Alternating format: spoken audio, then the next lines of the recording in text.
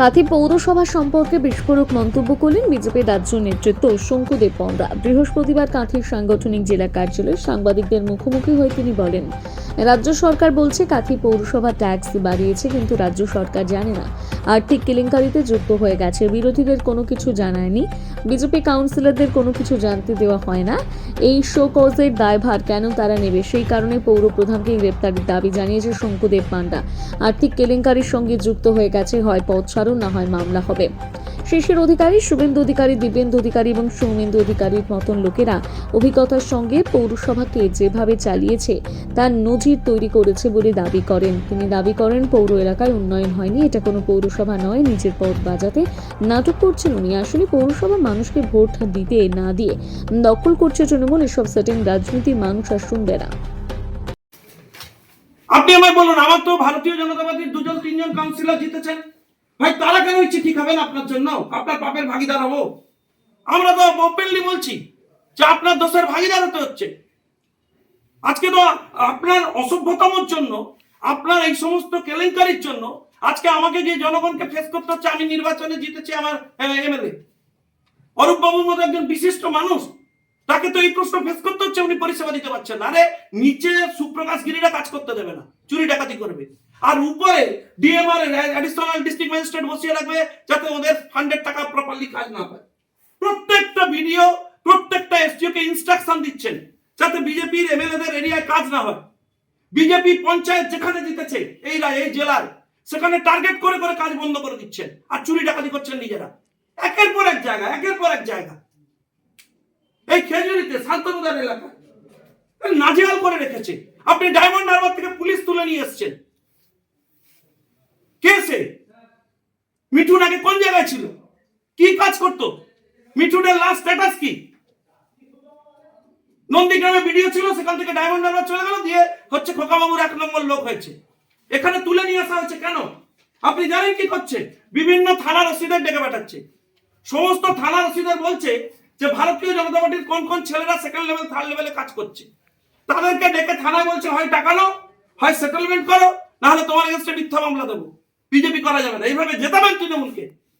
আরে মানুষ আপনাদের সাথে নেই। আপনি তো পেয়েছিলেন ক্ষমতা, বসিয়েছিলেন চেয়ারম্যান করে লুটে প্রত্যেকটা সিট। এখানে নির্বাচন হতে দেননি পৌরসভায়। গণতান্ত্রিক প্রক্রিয়ায় নির্বাচন হলে তৃণমূল এখানে একটা সিটও পায় না। সেই লোটালুটির পর আপনারা এমন একজনকে চেয়ারম্যান করেছেন যার বিরুদ্ধে আপনাদের অভিযোগ। আপনারা বলছেন যে একটা গভর্নমেন্ট জানে না। আরে এই মমতা বন্দ্যোপাধ্যায় 2011-এর আগে আপনি বলেছিলেন যে মানুষের উপর কর চাপানো যাবে না। আপনি তো বিরোধিতা করেছিলেন। আপনি বলেছিলেন জলের উপর ট্যাক্স চাপানো যাবে না। আপনার চেয়ারম্যান সব করছে, আপনার ডিপার্টমেন্ট জানে, আপনি ডিপার্টমেন্ট শোকজ করছেন মানে কি?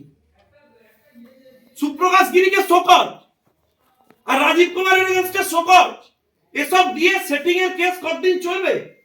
শুনুন, আমি স্পষ্টভাবে দায়িত্ব নিয়ে একটা কথা বলে যাচ্ছি। অলরেডি রাজ্য সরকার আপনি যে ফিনান্সিয়াল কেলেঙ্কারিতে আছেন সেটা স্পষ্ট করে দিয়েছে। আপনি রেজিগনেশন দিয়ে সরে যান, আপনাকে সরান, আপনার এগেইনস্টে ব্যবস্থা নিন, যা হোক করতে হবে। নাহলে আপনি তৈরি থাকুন, কোর্টে মামলা হবে, আপনাকে উত্তর দিতে হবে, ফেস করতে হবে, ইডি এনকোয়ারির জন্য রেডি থাকুন, আপনাকে উত্তর দিতে হবে। কিন্তু শঙ্কুদা, এটা তো প্রশ্ন ওঠে, রাজ্য সরকার সরকারি দপ্তর ট্যাক্স বাড়াচ্ছে, এখন যেহেতু ই প্রসেসিং সব বিষয়টা হয়েছে, সেক্ষেত্রে ট্যাক্স জমা পড়ছে অনলাইনে, সেক্ষেত্রে সেই ট্যাক্স রাজ্য সরকার। দেখুন, আমি টেকনিক্যাল টিডবিটসে যাব না। রাজ্য সরকার এটা জানে না, এটা হতে পারে না। রাজ্য সরকারের এইসব নাটক দেখে কোনো লাভ আছে? হয়তো দেখবেন আর কোনো তৃণমূল নেতা ভাগ নিয়েছে, হয়তো কাঁথি পৌরসভার আলাদা অ্যাকাউন্ট জেনারেট করে দিয়েছে, তার সাথে ট্রেজারির কোনো কানেকশন নেই। না হলে তার দপ্তর তার বিরুদ্ধে অভিযোগ তোলে। আর অভিযোগ কেন তুলছেন? আগে তাকে কাস্টাডিতে নিন, he is on the chair. তার এগেইনস্টে কি তদন্তটা হবে চলো চাই। সে তো চেয়ারম্যান হিসেবে বসে রয়েছে। আমি তার জায়গায় থাকলে এখন রেজিগনেশন দিয়ে দিতাম অরূপ বাবুর মতো ভুলভাল বাংলায়। অন্তত এইটুকু সম্মান তো বাঁচত। 4টে ভুল বাংলা একটু লিখে দিলাম। অরূপ বিশ্বাস যেমন দিয়েছে, ওকেও জেলে যেতে হবে। 300 কোটি টাকা কেলেঙ্কারি করেছে, তার উপরে বিরোধী দলনেতা মামলা করেছেন।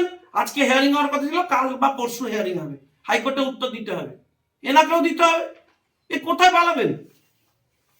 এখন পরিষ্কার করতে এসেছিলেন, হচ্ছে শুভেন্দুবাবুর ঘরের সামনের অঞ্চল, এখন আমরা কাঁথিকে পরিষ্কার করব, দরকার হলে আইনের সাহায্য নিয়ে করব, আপনাকে পদ থেকে সরিয়েই করব।